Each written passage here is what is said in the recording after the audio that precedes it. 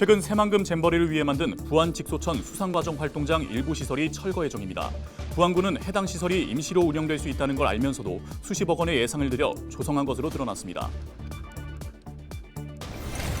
전북 지역에서 복지 서비스 지원을 받은 위기 가구 수가 전국에서 두 번째로 많은 것으로 나타났습니다. 지난해 전북 지역에서 6,300여 가구가 위기 가구로 지정돼 복지 서비스를 지원받았습니다.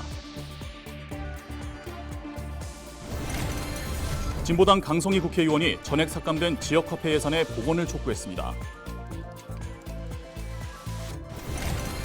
전라도 평해 지역에서 전승해온 농악을 우도농악이라 일컫고 있습니다.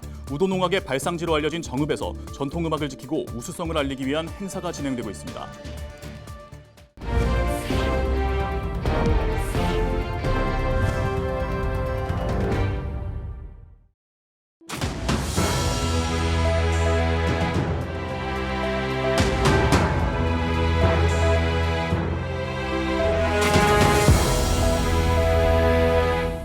시청자 여러분 안녕하십니까? 헬로티비 전북뉴스입니다. 최근 새만금 잼버리를 위해 만든 부안 직소천 수상과정 활동장 일부 시설이 철거 예정이라는 소식 전북방송이 보도해드렸는데요. 부안군은 해당 시설이 임시로 운영될 수 있다는 것을 알면서도 수십억 원의 예산을 들여 수상과정 활동장을 조성한 것으로 드러나 빈축을 사고 있습니다. 이나라 기자의 보도입니다. 잼버리 주요 과정 활동장으로 사용됐던 부안군 직소천 패들보트 계류장입니다. 이곳은 공원 허가 만료로 다음 달 말 철거 예정입니다. 직소천 수상과정 활동장은 잼버리 대회를 위해 39억 원 넘게 들여 조성됐는데 대부분 변산반도 국립공원 구역이어서 조성 전부터 운영권을 두고 문제가 예고됐습니다. 군비가 지금 9억 들어갔던 거예요? 네, 9억이요. 그렇죠? 네. 그렇게 들여서 설치를 했는데 결국 이게 여기에 대한 관할이라든가 여기에 대한 특정권을 국립공원이 소유할 수밖에 없는 구조란다면 부안군은 군비 1,000여만 원을 추가로 들여 계류장을 철거하고 내년에 또다시 그만한 비용을 들여 계류장을 설치할 계획입니다. 이마저도 새만금 세계 잼버리법 유효기간 만료로 내년까지만 운영할 수 있는데 계류장 옆에는 10억 원을 넘게 들여 2층짜리 안전교육센터까지 지어놨습니다. 센터는 국립공원공단이 야영장의 부속센터로 인정해 건립을 허가해 준 건데 지금은 패들보트를 모아놓는 창고로 전락했습니다. 직소천 과정활동장의 핵심 시설인 패들보트 계류장이 임시시설이 될 것을 알고 있었음에도 활동장 조성을 추진한 부안군. 직소천이 아닌 다른 대안이 없었고 국립공원 구역 해제를 환경부에 요청했지만 받아들여지지 않았다는 입장입니다.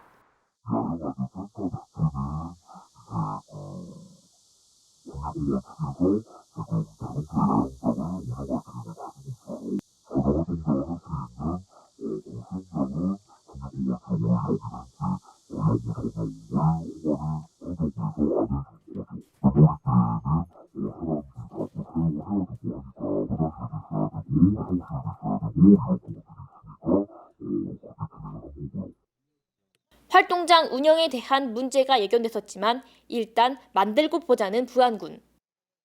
주먹구구식 행정이 잼버리 대회가 끝난 지금 예산 낭비 행정이라는 비난을 받고 있습니다. 헬로티비 뉴스 이나라입니다.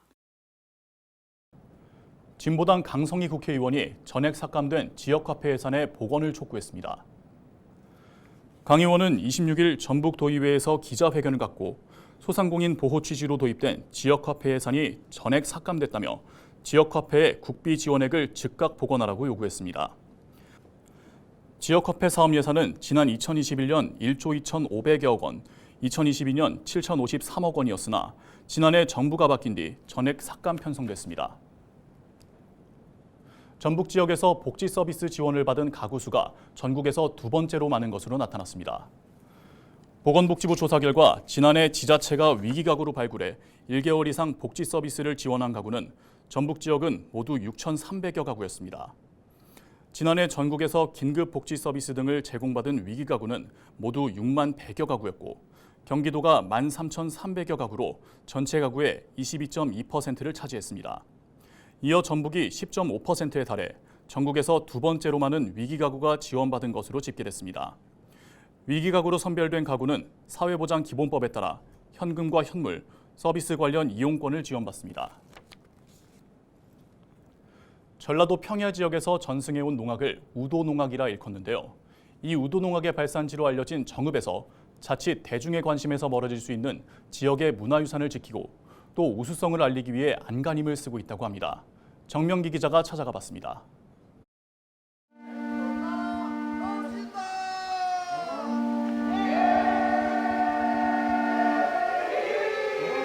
꽹과리 소리에 맞춰 장단을 만들어내는 진과 북이 신명을 깨우고 신들린 장구 가락에 현란한 상모놀이가 흥을 한껏 돋웁니다. 한 장단에 징을 5번 친다고 해서 이름 붙여진 오체질 굿입니다. 호남 우도 농악에서만 만날 수 있는 유일한 가락입니다.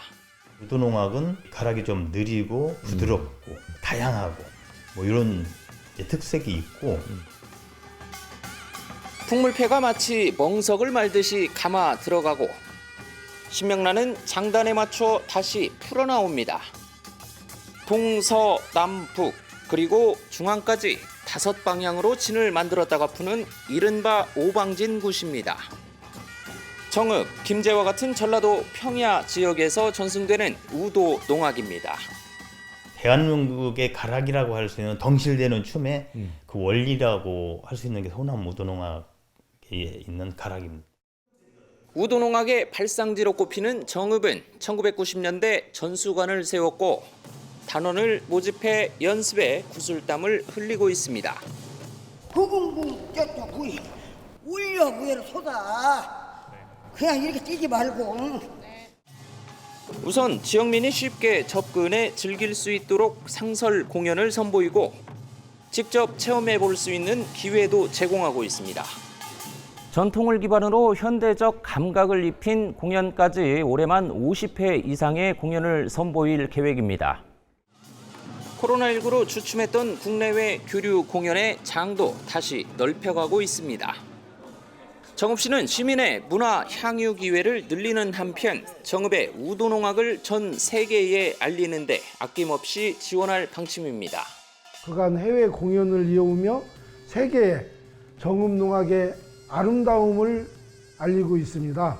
앞으로도 정읍 농악 전수회관과 시립농악단을 중심으로 정읍농악의 우수성과 한국의 신명나는 흥을 세계에 널리 알리는 데 행정 지원을 아끼지 않도록 하겠습니다.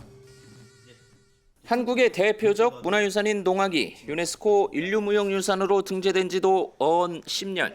전통이 그대로 있는 게 아니고 시대에 맞게 조금씩은 변화가고 있죠. 수천 년 역사의 지역 문화유산을 지키고 후대에 남기기 위한 노력은 오늘도 계속되고 있습니다. 헬로티비 뉴스 정명기입니다. 정읍시가 민족 최대 명절 추석을 맞아 27일 대규모 야외 공연 정읍농악 한마당 행사를 엽니다. 정읍천변 어린이 축구장에서 진행되는 이번 행사에서는 호남 우도농악에서만 볼 수 있는 오체질 굿이 펼쳐집니다. 또 동서남북과 중앙 등 5방향으로 이동해서 방울진을 만들고 푸는 오방진굿과 호허굿, 농부가 등 신명나는 판굿도 선보입니다. 이날 공연은 정읍시 공식 유튜브 채널 정읍시로 생중계되며 LG 헬로비전을 통해 전국에 방영됩니다. 지난해 전북 지역의 귀농 가구가 전년 대비 19%가량 줄어든 것으로 나타났습니다. 호남지방통계청 조사 결과 지난해 전북 귀농 가구는 1,216가구로 전년 1,507가구보다 19.3% 감소했습니다. 도내 귀농 가구 평균 가구원 역시 1.34명에서 1.32명으로 줄었는데 전체 가구 중 1인 가구가 76.8%에 달해 홀로 사는 귀농인이 많은 것으로 분석됐습니다.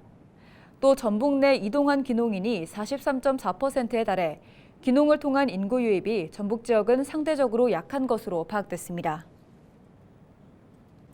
올해는 태풍들이 한반도를 대부분 비켜가면서 지점 영향권에 드는 일이 적었습니다.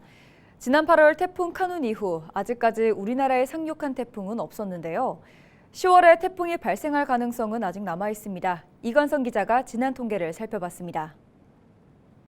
올해 7월부터 현재까지 발생한 태풍은 모두 10개, 다행히 우리나라에 영향을 준 태풍은 지난 8월 10일 한반도를 남북으로 관통했던 6호 태풍 카눈뿐입니다.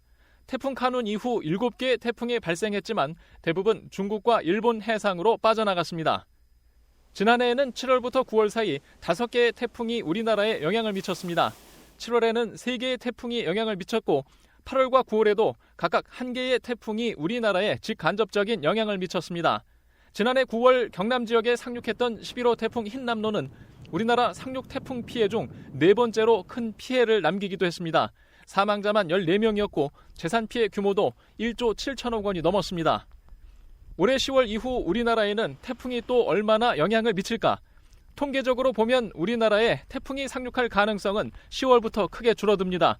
지난 2011년부터 2020년까지 우리나라에 영향을 미친 태풍 발생 수를 보면 7월부터 9월까지 평균 1개 정도였고 10월엔 0.2개였습니다. 하지만 아직 태풍이 발생할 가능성은 여전히 남아 있습니다. 대신 우리나라로 다가올 가능성은 줄어들 것으로 보입니다. 왜냐하면 이미 대륙 쪽에서 선 공기가 우리나라 쪽으로 내려왔거든요. 그래서 생기더라도 필리핀 쪽으로 가거나 아니면 일본 동쪽에서 꺾어지거나 이제 이런 진로를 밟을 것으로 보여서 10월 이후 태풍 걱정이 줄어들지만 기후 변화로 인한 집중호우 가능성은 남아 있습니다. 지난 9월 중순 남부 권역에 가을 장마로는 이례적으로 많은 비가 내렸고 지난해 11월 중순 수도권에도 집중호우와 침수 피해가 발생했던 만큼 종잡을 수 없는 날씨가 이어지고 있기 때문입니다. 이번 추석 연휴와 10월 초반까지는 태풍과 비 소식이 없을 전망입니다. 한가위 보름달도 전국에서 볼 수 있을 것으로 보입니다. 헬로우TV 뉴스 이관서입니다.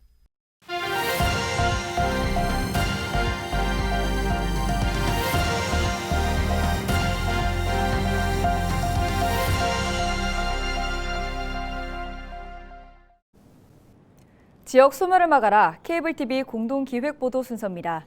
수도권 쏠림 현상이 심화하는 가운데 지방에선 청년 농부 성공 사례도 많은데요. 스마트 축사 도입과 그릭 요거트 생산까지 아버지의 젖소 목장을 물려받아 사업가로 성공을 이어가고 있는 청년 농부를 만나봤습니다. HCN 오승훈 기자가 보도합니다. 구미 선산읍의 한 목장. 로봇팔이 줄 서 있는 젖소로부터 쉴 새 없이 우유를 짜냅니다. 목에 걸려있는 스마트 목걸이가 젖소의 활동량과 식사량, 건강 상태 등을 체크해 실시간으로 로봇에 전송합니다. 이곳에서 하루에 생산되는 우유만 5톤가량. 가업을 이어 청년 농부로 도전한 아들이 로봇 차규기를 도입해 스마트 목장으로 탈박 꿈했습니다. 무에서 우유를 창출해내가는 과정이거든요. 그러다 보니까 저도 이 가업을 승리하는 데 있어서는 아버지가 아프시면서 시작을 많이 했어요.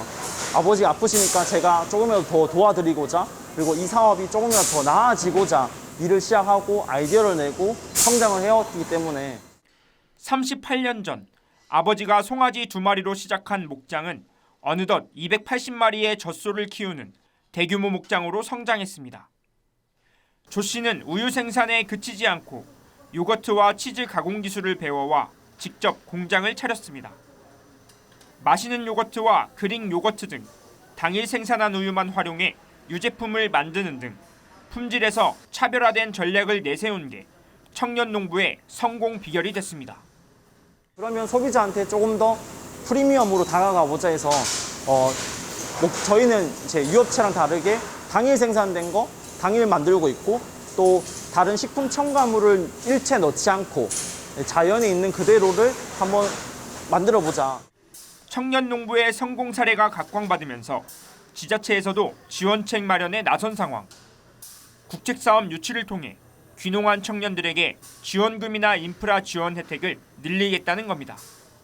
앞으로 농촌을 인프라 또 농업 생산력 확대를 위해서 구미시에서는 다양한 국책 프로젝트를 지금 유치를 하고 있습니다. 청년들의 수도권 쏠림 현상이 두드러지게 나타나고 있는 현 상황 속에서 청년 농부들의 잇따른 성공 사례가 청년 인구 유입에 새로운 대안이 될 수 있을지 기대가 모아집니다. HCN 뉴스 오승훈입니다.